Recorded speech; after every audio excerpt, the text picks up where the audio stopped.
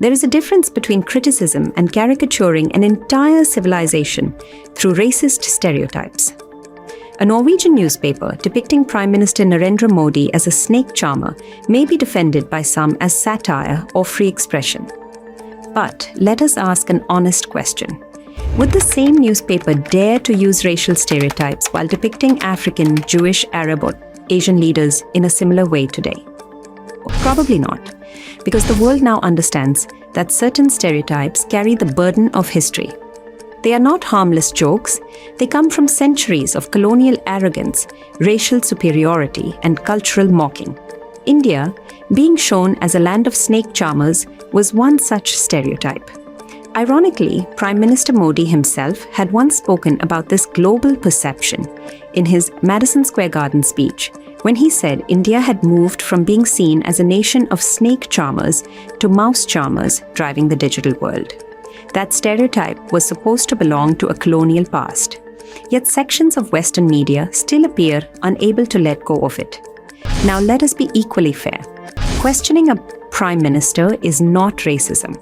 Journalists have every right to ask tough questions.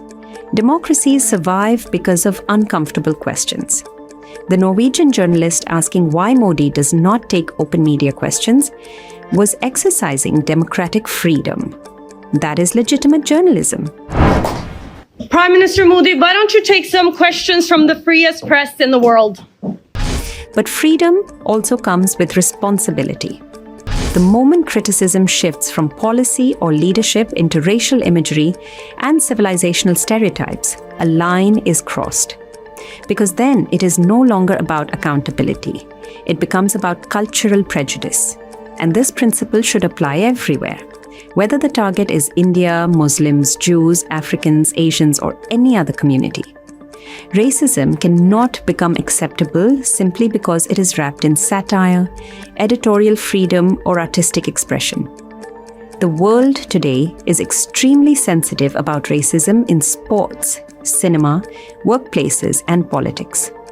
The media cannot claim exemption from the same moral standards it demands from everyone else.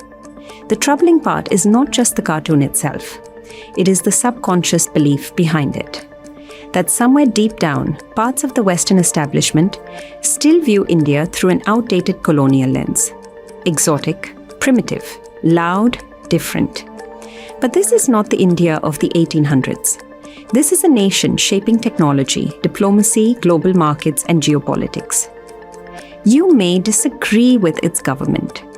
You may criticize its prime minister. That is democracy. But reducing an entire civilization into a colonial-era stereotype is not democratic courage. It is intellectual laziness. Freedom of speech is essential. Freedom of the press is essential. But every freedom needs a line. Racism in any form crosses that line.